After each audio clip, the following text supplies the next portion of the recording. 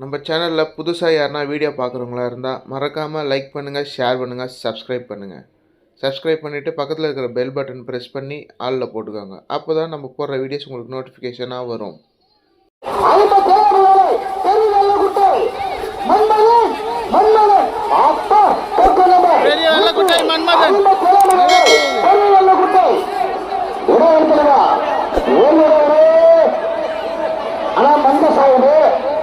அந்த சாய்ந்தே ஒரு விடாத விஷ்ணு தயவுசெய்து கொஞ்சம் வாப்பாங்க. விஷ்ணு வாப்பாங்க. அவங்க போங்க.